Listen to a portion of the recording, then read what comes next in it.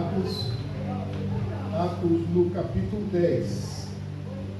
O microfone, se puder abrir um pouquinho mais.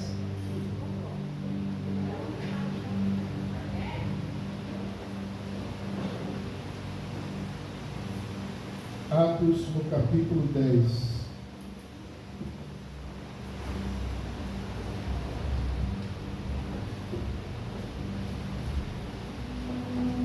Livro de Atos no capítulo 10.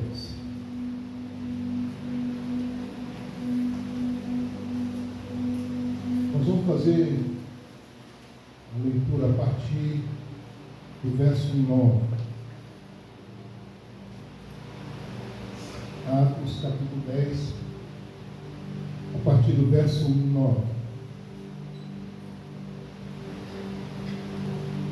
Que diz o seguinte: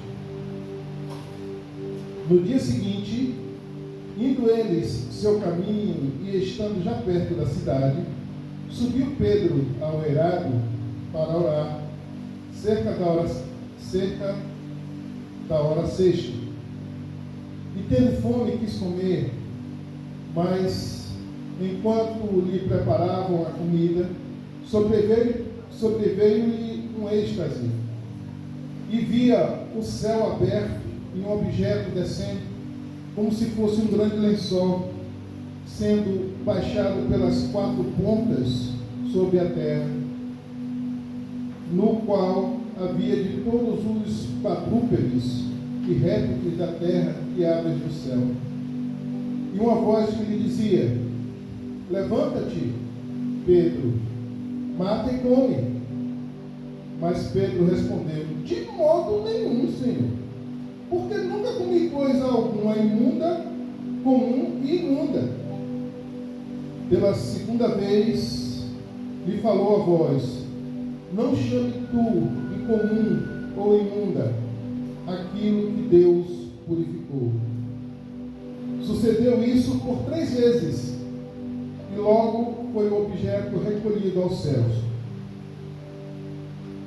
Enquanto Pedro refletia, perplexo, sobre o que seria a visão que tivera, eis que os homens enviados por Cornélio, tendo perguntado pela casa de Simão, pararam à porta e, chamando, indagaram se ali estava hospedado Simão, que tinha por sobrenome Pedro.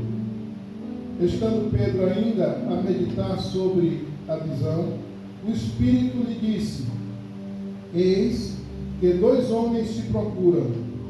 Levanta-te, pois, desce e vai com eles, nada duvidando, porque eu os envio. Até aqui. Que Deus abençoe a sua palavra lida.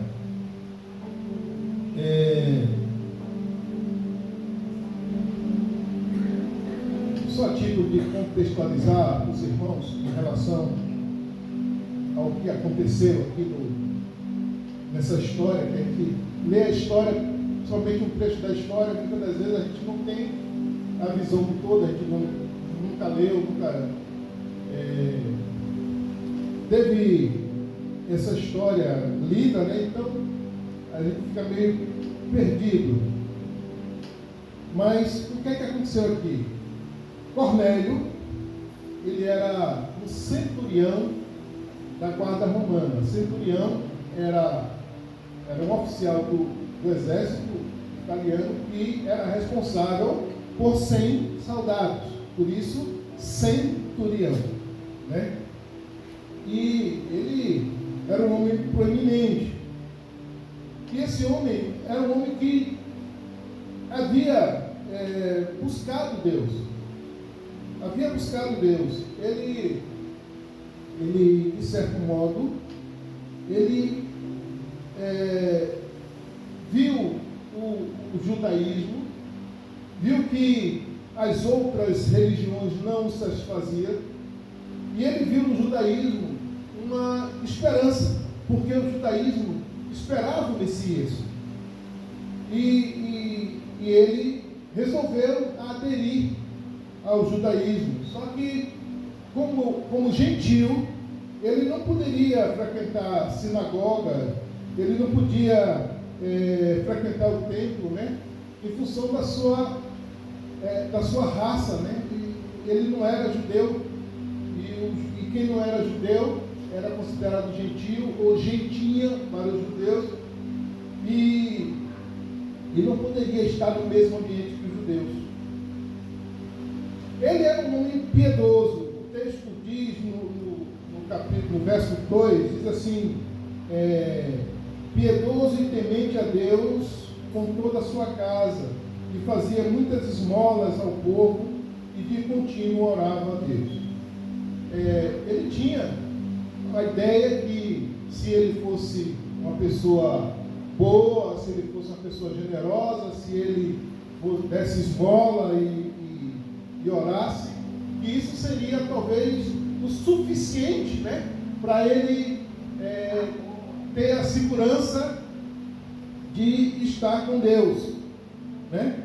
Mas não era. E eu abro um parêntese aqui, porque a gente conhece muita gente boa, gente de bom caráter, gente de boa índole, né?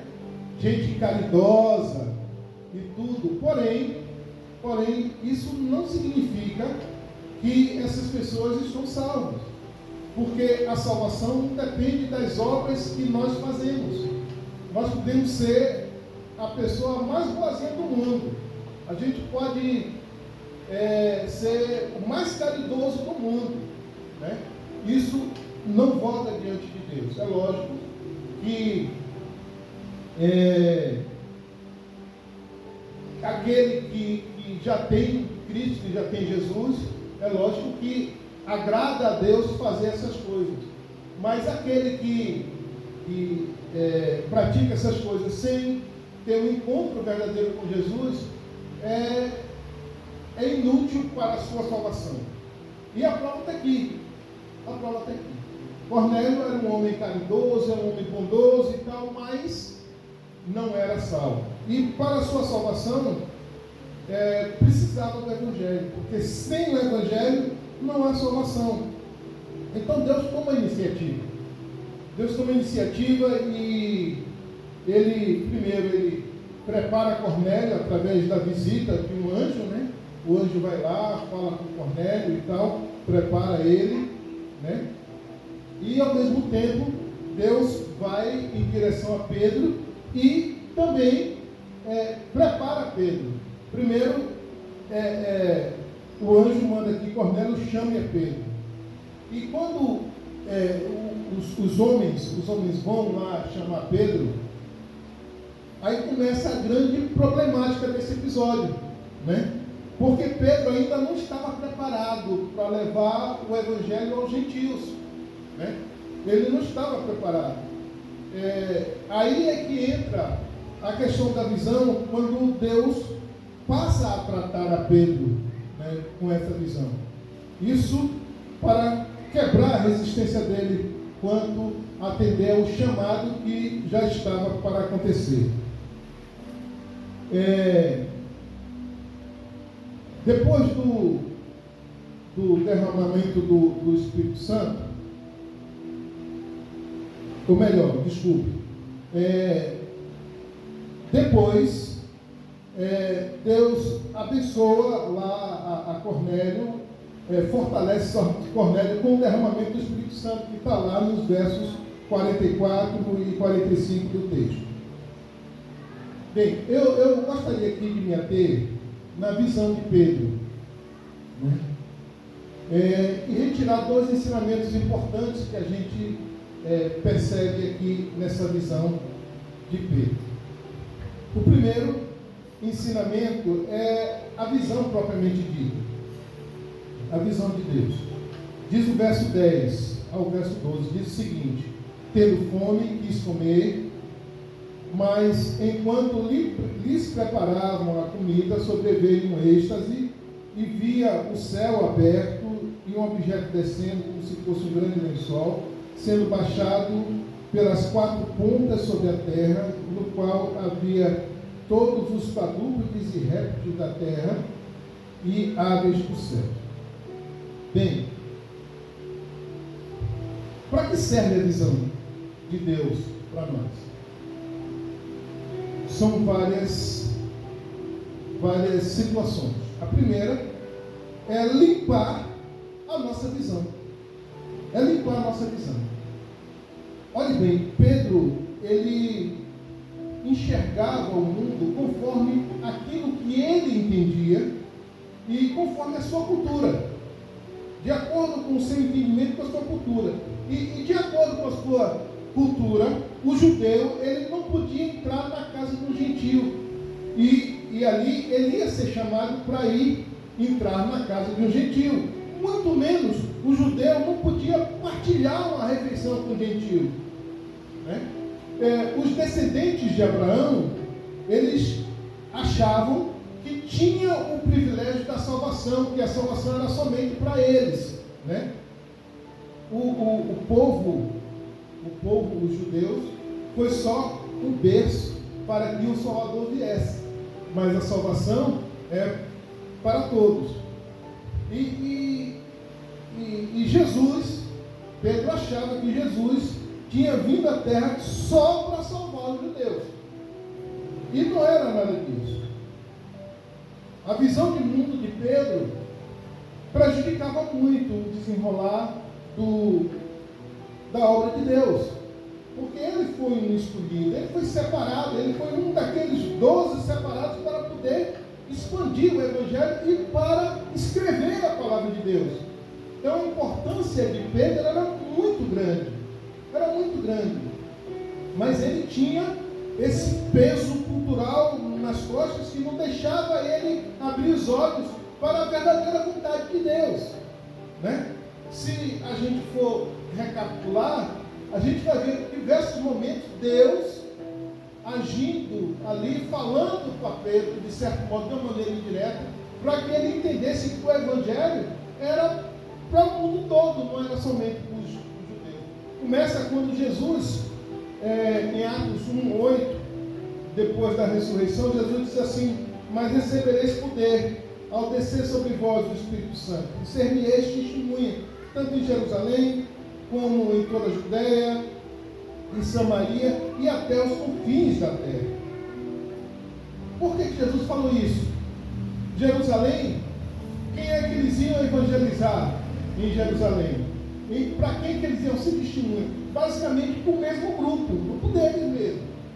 Não tinha muitos a acrescentar. Mas depois ele diz, olha, também na Judéia. Na Judéia ia evangelizar os judeus, ia alcançar os judeus.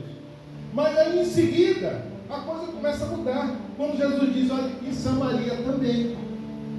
Quem era Samaria? Samaria eram os israelitas, que no tempo do filho de Salomão, dividiu os reinos, né? Ficou 2 reinos, ficou um reino com 10 tribos e outro reino com 2 tribos. Né? Os reinos das 10 tribos, eles entraram pelo caminho da idolatria e desagrado a Deus, e no final, Deus mandou os assírios lá contra eles, e os assírios, quando conquistavam um povo, eles mudavam a cultura do povo, de sorte que eles misturavam o povo com eles, de sorte que eles pegaram os israelitas e se misturou com os israelitas. Por isso que havia essa rejeição dos judeus com os samaritanos, né?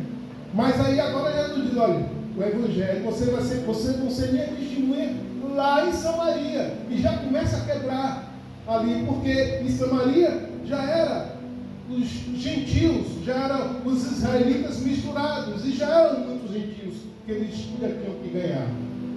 E mais adiante Jesus diz agora, nos confins da terra. E quem eram esses confins da terra? Os gentios de todas as raças, línguas e nações, que eles teriam que alcançar. Mas Pedro não conseguia entender. Isso não ficou claro na mente de Pedro. Mas quando chega em Atos, no capítulo 8, de novo, Deus promove uma experiência com Pedro nesse sentido, de ter um encontro com os gentios, para ele quebrar essa resistência do coração dele. Quando Filipe prega o evangelho em Samaria e muitas pessoas se convertem e tal, e Pedro vai lá e chega lá e ora, e Deus derrama o Espírito Santo sobre os samaritanos. Então foi uma experiência para ele abrir a mente, mas mesmo assim a mente dele ainda estava travada. A visão dele não estava alinhada com a visão de Deus. A visão dele ainda era de acordo com o judaísmo, não conseguia se desvencilhar disso. Aí vem agora essa visão, e na visão no verso 11, diz que via aberto um objeto descendo, como se fosse um grande lençol, sendo baixado pelas 4 pontas sobre a terra. O que quer dizer essas 4 pontas? Quando na Bíblia a gente olha o número 4 falando em relação à terra, geralmente é os 4 cantos da terra, está mostrando, tem uma ideia de totalidade da terra. No livro de Apocalipse a gente tem muito isso, né? Tem muito isso. Apocalipse 7, 1 mesmo diz assim: depois disto vi 4 anjos em pé nos 4 cantos da terra, retendo os 4 ventos da terra, e aí lá vai. Ou seja, os 4 aqui, as 4 pontas do lençol, estava dizendo para Pedro: olha, eu quero que o mundo seja alcançado, mas sem preconceito, sem esse preconceito cultural que você carrega. É isso que aquele lençol, aquilo que parecia lençol, queria mostrar. Porque o plano de Deus era que o Evangelho alcançasse os 4 cantos do mundo, os gentios de todas as nações e línguas, todos os povos de todas as raças. A visão de Pedro era pequena, irmão. E a nossa visão, ela não pode sobrepujar a visão de Deus, né? E, infelizmente, isso é muito que tem acontecido. A nossa visão, muitas das vezes, tem sobrepujado a visão de Deus. Nem sempre nós estamos buscando a visão de Deus para determinada situação. Nem sempre a gente está buscando para os propósitos da igreja e para as nossas vidas, para os propósitos das nossas vidas. Nem sempre a gente tem buscado, né? E quando a gente às vezes busca e às vezes Deus dá a visão dele, a gente não tem dado muita atenção àquilo que Deus tem feito aos nossos olhos, tem mostrado aos nossos olhos. Deus tem nos mostrado, a gente tem dado pouca atenção. E quase sempre a gente tem desprezado a visão de Deus. E quase nunca tem se cumprido a visão de Deus para a igreja e para as nossas vidas. E é por isso que muitas das vezes a igreja fica marchando no mesmo lugar, né? A igreja, ela muitas vezes fica derrapando, fica patinando no mesmo lugar e pouco avançando em relação àquilo no qual corresponde à visão de Deus. A visão de Deus é uma visão progressista. A visão de Deus é uma visão progressista. Se nós lermos na Mateus 28, 19, diz o seguinte: portanto, ide, fazei discípulos de todas as nações, batizando-os em nome do Pai, do Filho e do Espírito Santo, e ensinando todas as coisas que eu vos tenho mandado. E eis que estou convosco todos os dias, até a consumação do século. Ou seja, o que é que Jesus está dizendo aqui? Eu vou estar com vocês em todo o tempo. Agora vocês têm que ir, vocês têm que marchar, vocês têm que entender o que eu quero e têm que agir dentro daquilo que eu quero. E o que eu quero é que vocês façam discípulos, que vocês ganhem pessoas para mim, que vocês lotem o reino de Deus, que vocês enchem o reino de Deus, que vocês saqueiem o inferno e tragam para o reino de Deus.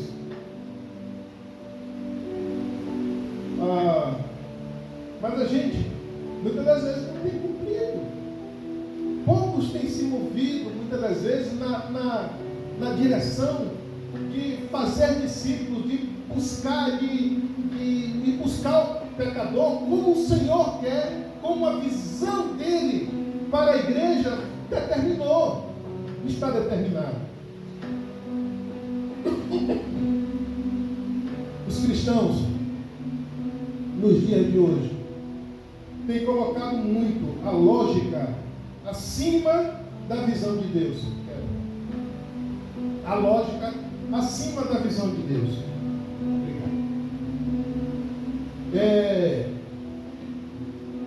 O apóstolo Paulo, 2 Coríntios 5, 7, ele diz o seguinte: porque andamos por fé e não por vista.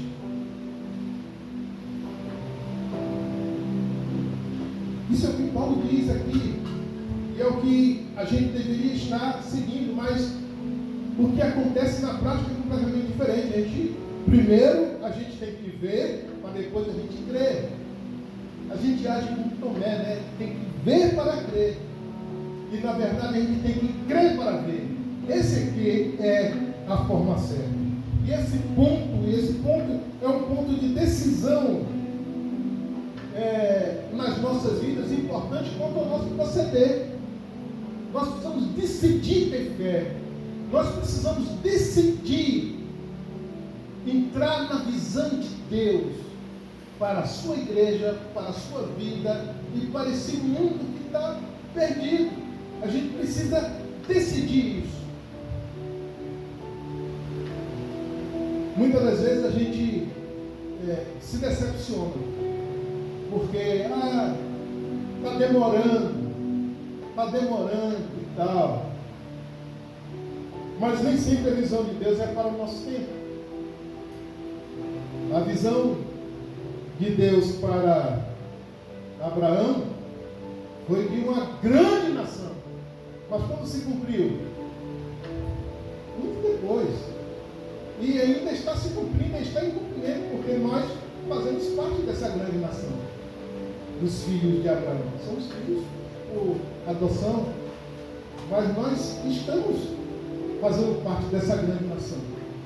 Então foi para mim depois. Abraão não viu a bênção que ele tanto esperava. Ele viu somente um filho, um só. Mas a sua descendência como estrelas dos céus só veio acontecer depois. Então muitas das vezes a visão de Deus para o momento que a gente tem no momento, nem sempre ela se cumpre no momento. Eu e Cacilda, a gente sofre muito isso, porque a gente chega nos lugares, eu espero que aqui Deus age de maneira diferente, né, para nós, que a gente se aposentar, mas se aposentar aqui, tem muitos anos, mas chegar em Barreiras, rapaz, a gente trabalhou, Deus deu a visão, e a gente trabalhou e fez isso, fez aquilo, como estava tudo grandão, agora sai, vai para outro lugar. A visão não era para mim, a visão era para quem chegou depois. O pastor Rony está lá com um sorriso na orelha, aquela estrutura maravilhosa que ele recebeu lá para trabalhar. Né? Aí vai em Botirama, eu chego lá de novo.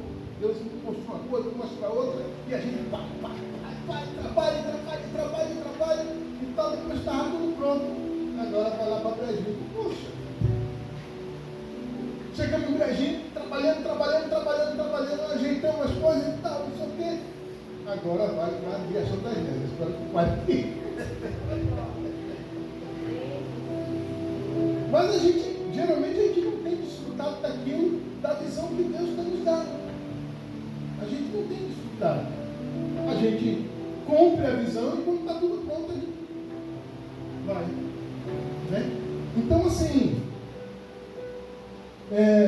a gente não deve se prender nessa questão do cumprimento da visão. Mas a gente deve seguir para que ela seja executada. Né? Se ela vai lhe beneficiar, se ela vai voltar para você, é outra história. Mas a gente tem que cumprir aquilo que Deus dá como visão. A visão de Deus também nos prepara para o porvir. Né? Enquanto Pedro ele não sabia o que era aquela visão, de repente o Espírito Santo veio e falou para ele: olha, você vai com essas pessoas que eu trouxe para você dizer. Você que vai com elas. Ou seja, aquela visão preparou Pedro não só para aquele momento ali, e ele vê chegar lá, ele vê o Espírito Santo sendo derramado sobre aquelas pessoas, né, que eram gentios, e ele poder abrir a mente e saber que o Evangelho era para ser expandido por todos os gentios. A visão de Deus também, ela põe luz no caminho. Se não houvesse a visão, certamente Pedro não iria, ele duvidaria, né? Por isso que o Espírito disse a ele: vá, acompanhe essas pessoas sem duvidar. Não duvide de nada, simplesmente vá. Eu que estou enviando. Naquele tempo ainda não havia muita clareza das coisas. Pedro, ele não tinha assim clareza dos acontecimentos. Estava tudo muito novo, tudo muito dinâmico, né? E Pedro ia cambaleando assim entre os acontecimentos, e ele era meio lento para entender as coisas também. Não sei se os irmãos perceberam, ele era meio lento, por isso que precisou dar um tempo para ele parar de negar Jesus. depois, para Jesus restaurar ele, teve que perguntar ele 3 vezes: Pedro, tu me amas? Pedro, tu me amas? Pedro, tu me amas? Só 3 vezes, para ele poder sacar o que é que Jesus estava querendo dizer para ele. Aí agora viu a visão do lençol, ele só teve que descer 3 vezes. O cara era meio lento assim, né? Ele era meio lento no entendimento. Mas o fato é que ele pegou a visão e seguiu a visão de acordo com o que o Espírito falou, e o resultado foi fantástico, o resultado foi maravilhoso. Se ele não tivesse tido a visão, possivelmente ele não iria. Ele não iria.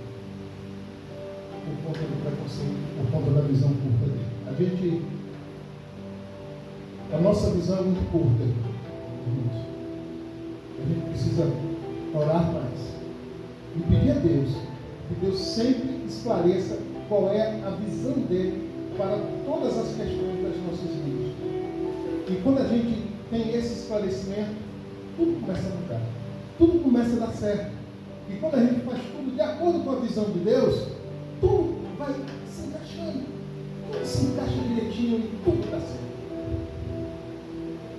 Esse foi o primeiro ensinamento, a questão da visão. Agora o segundo ensinamento é mais um testemunho do que propriamente dito a pregação. Olha o que diz aqui o segundo ensinamento é: não amaldiçoe aquilo que pode te abençoar. Verso 13 diz o seguinte: e ouviu uma voz que lhe disse: levanta-te, Pedro, mata e come. Mas Pedro respondeu: de modo nenhum, Senhor, porque nunca comi coisa comum e imunda. E pela segunda vez lhe falou a voz: não chame tu comum e imunda o que Deus purificou. Ali na visão havia diversos tipos de animais. Havia animais para comer, mas havia também animais domésticos, né? E só que eram alimentos eram animais que não estavam dentro da dieta dos judeus. Então, o que Pedro chama de imundo são aqueles animais que não estavam dentro da dieta deles, né? E o olhar de Pedro focou somente no que era imundo, né? Segundo a dieta dele. E o pior, ele não sabia que quando Deus estava dizendo ali mata e come, ele não sabia se era uma ordem específica ou se era um teste de Deus. Por isso que ele disse logo: não como nada. Não. E ele renegou aquilo que Deus estava mostrando como bênção. Deus estava mostrando a bênção e mandando ele comer. Se Deus estava dando ele comer, é bênção. A alimentação é bênção. E ele renegou aquilo, né, em função da sua cultura. E ele vai mais longe, ele chama de imundo aquilo que Deus estava mostrando para ele como bênção. Por que eu estou falando agora desse texto? Por 2 vezes Deus usou esse texto para me repreender, para me puxar a minha orelha. A primeira vez foi alguns anos atrás, quando eu era muito radical contra o ministério pastoral feminino. Eu não achava respaldo bíblico e tal, e era rígido nisso, né? E de repente, eu fui trabalhar na casa de recuperação um tempo, e lá na casa de recuperação, quem era a minha chefe era uma pastora. E aquilo me incomodava, né? Porque nos meus princípios, nas minhas ideias, não batia e tal, e aquilo me incomodava demais. E um dia eu cheguei a orar a Deus. Deus, é logo a pastora. E Deus me chamou a atenção, puxou meu orelha e Deus me disse: não faça imundo aquilo que eu purifiquei. E aí eu tive que abrir meu coração e aceitar aquela situação, e aceitei bem. Agora, por que Deus me colocou naquela situação e me fez eu quebrar meu coração em relação a isso? Porque em breve eu iria para Ibotirama, para trabalhar em Ibotirama, e lá o trabalho que Deus me colocou para fazer, não só na igreja, como também na cidade. E a gente fez uma união das igrejas na cidade, trabalhando muito as igrejas da cidade. As igrejas não viviam, de certo modo, em desentendimento, elas não se entendiam e tudo. E nós fundamos o conselho de pastores e conseguimos unir as igrejas da cidade. E a maioria das igrejas da cidade eram pastoras que estavam na frente do ministério. E se eu fosse com aquele preconceito que eu tinha, eu não ia conseguir fazer um trabalho de eficiência, porque eu ia dar preconceito. Tinham vários ministérios com pastoras à frente. E eu tive que me adaptar e respeitar, e trabalhar aquela situação para unir as igrejas. E foi por isso que Deus me chamou a atenção, puxou minha orelha nesse sentido. A segunda vez que Deus puxou minha orelha nesse sentido, por incrível que pareça, foi na semana passada, no último domingo.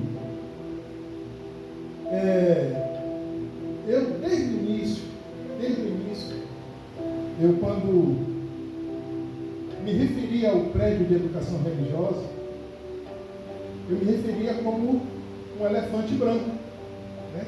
Não, esse prédio é um elefante branco e tal. Se expor de contar as coisas. Não tenho medo. Eu sou ser humano igual a qualquer outro e sou passível de erro.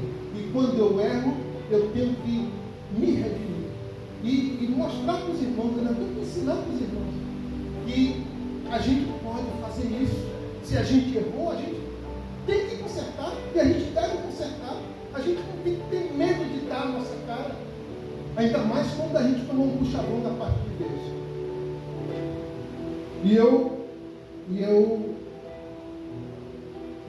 Eu pedi perdão a Deus e peço perdão aos irmãos e ao pastor, mesmo ele não estar aqui ouvindo, pastor Ribeiro, peço perdão, eu nunca mais eu vou me referir a esse prédio dessa forma, nunca ao contrário. Esse prédio é uma bênção e vai ser uma bênção na nossa vida, vai ser uma bênção para a nossa vida. Nós temos a mania, irmãos, de falar mal, ainda que momentaneamente, daquilo que em muitos casos pode se tornar um instrumento de bênção na nossa vida. A gente tem essa mania e a gente precisa perder essa mania.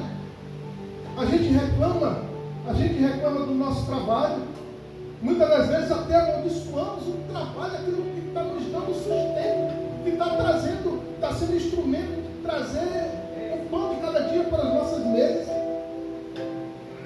Basta a gente estar cansado ou a gente ser exigido demais do nosso chefe, a gente começa a falar besteira, falar o que não deve em relação ao nosso trabalho, né?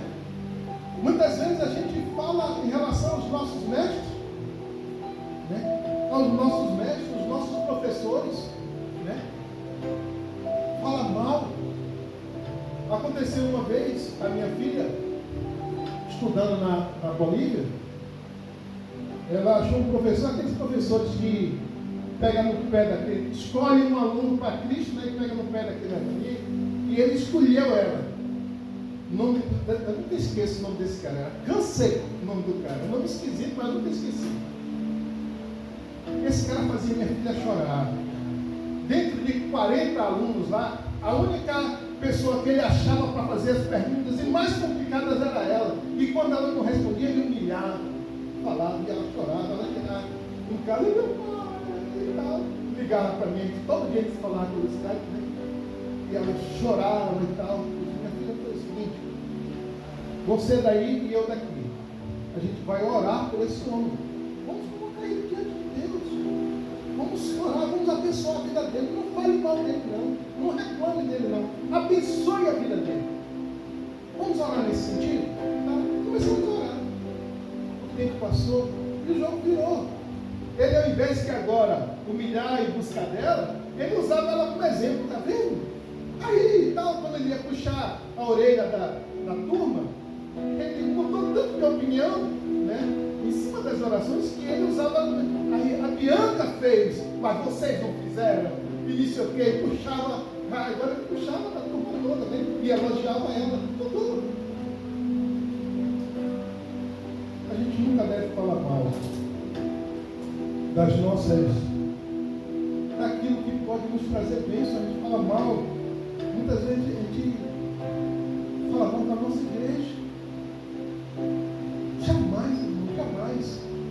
Nossa igreja, não existe igreja perfeita, e a nossa não é perfeita. E no dia que você encontrar uma igreja perfeita, não vá, porque você vai estragar ela. Você vai estragar, que não existe igreja perfeita em lugar nenhum. Entendeu? A nossa igreja não é perfeita. Mas não é por isso que a gente tem que falar mal da nossa igreja. A nossa igreja é uma bênção. Sempre. Nós temos que falar que a nossa igreja é uma bênção, porque é. Tem seus erros, tem seus defeitos. Estamos lutando para consertar. Estamos aqui. Sabe? Prega, outro aconselha. Estamos lutando aqui para a gente consertar as coisas que porventura estão erradas. Mas a nossa igreja é uma bênção. Pastor, talvez não seja o melhor que vocês tenham, não. Cheio de defeitos. Cheio de defeitos. Mas é o que Deus deu para você no momento. Não fala mal, não, irmãos. É o pior investimento que alguém faz na vida é falar mal do pastor. Não é porque eu não quero falar de mim, não é por isso não. Mas é uma realidade, irmão. É o pior investimento que tem. Sabe por quê? Eu vou explicar por quê. O que a Bíblia diz? Deus falando: darei pastores segundo o meu coração. Foi Deus que deu o pastor, não foi? Se você está insatisfeito, você está insatisfeito com aquilo que Deus fez para você, com aquilo que Deus te deu. Entendeu? Então, a gente não deve nutrir essas coisas. Não fala. Sabe?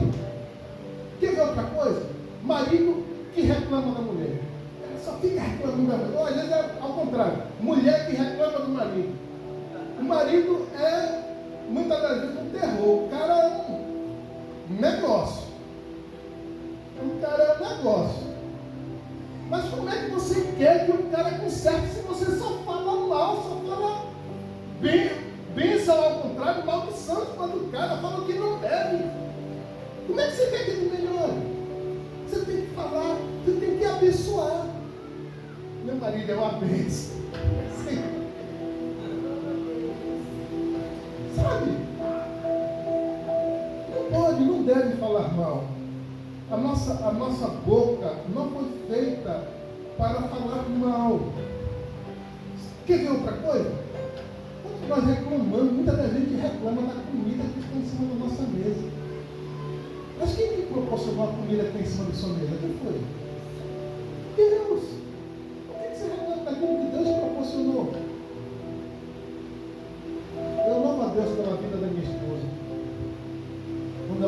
doente, eu fiquei tomando conta de tudo, né?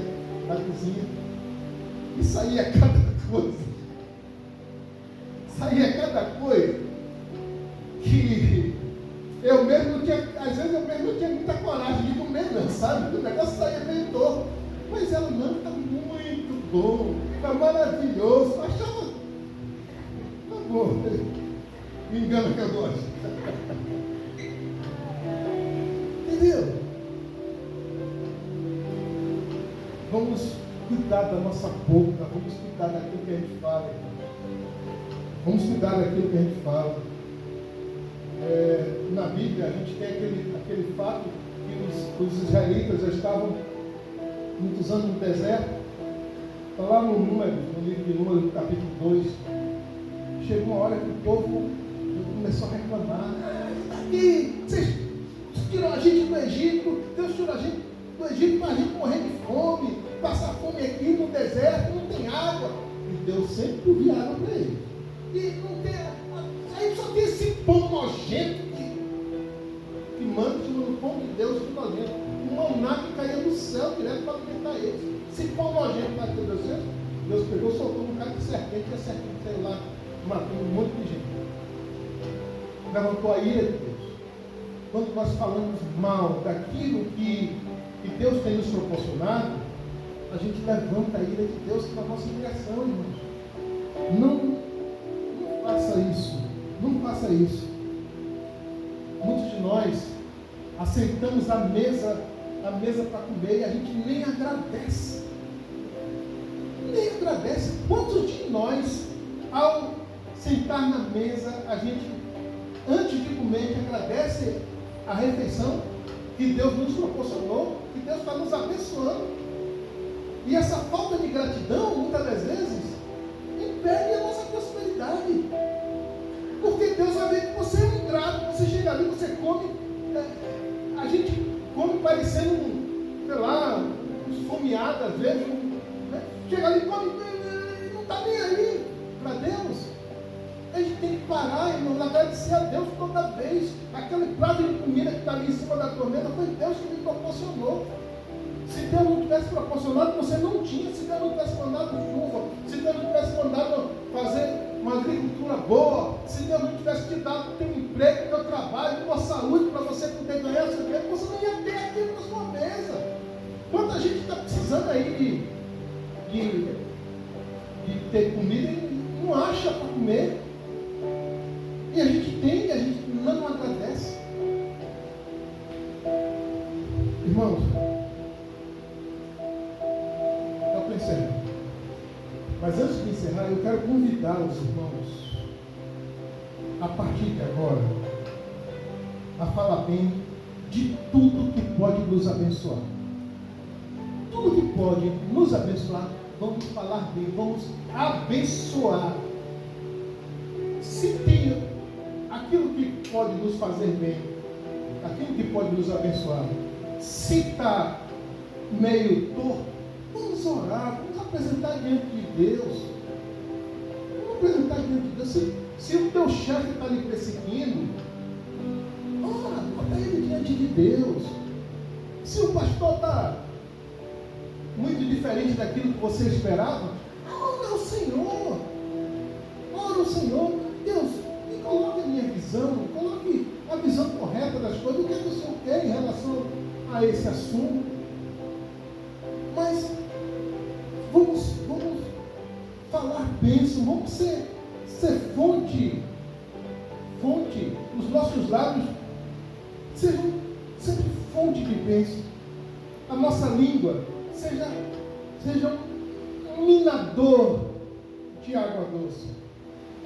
O apóstolo Tiago lhe diz, Tiago 3,9, diz assim: com ela, falando da língua, com ela bendizemos ao Senhor e Pai, e com ela amaldiçoamos os homens, pela semelhança de Deus. Olha que incoerência. O que nós estávamos fazendo aqui há pouco tempo?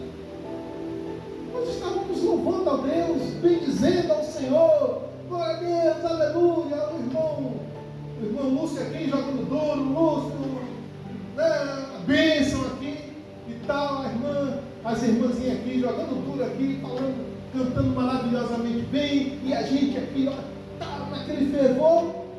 Sai daqui, tá vendo, irmão? Fulano? Tá vendo? Essa fala, entendeu? A gente não pode haver essa dubiedade, irmão. Não pode haver. Ou a gente é uma coisa, ou a gente é outra. As duas coisas não podem estar no mesmo lugar. A gente não pode bendizer o Senhor e amaldiçoar os homens. A gente não pode, ele diz assim, da mesma boca procede bênção e maldição. Não pode, não tem como. Não convém, meus irmãos, que façam assim. O apóstolo está dizendo, não convém que façam isso. Está errado. Eu convido aos irmãos a escolherem o lado só da moeda. E esse lado, o lado de falar bem e de abençoar.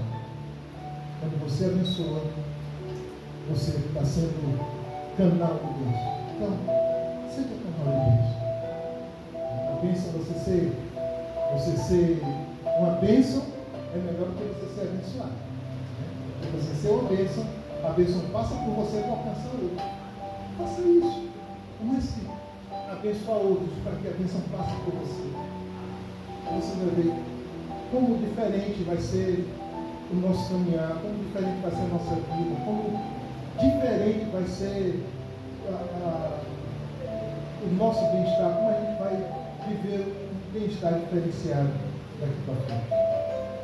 Que Deus abençoe, que Deus aplique essa palavra nos nossos corações e na nossa vida. Vamos orar? Querido Deus, te damos graças, meu Deus, porque o Senhor muito tem nos ensinado. Ó Deus, nós queremos, ó Deus, a partir de agora, ó Deus, pedir ao Senhor que, através do Teu Espírito Santo, o Senhor dê a Tua visão, primeiramente para a Tua igreja, para que nós, em unidade, nós consigamos enxergar a Tua visão e todos marcharem juntos na direção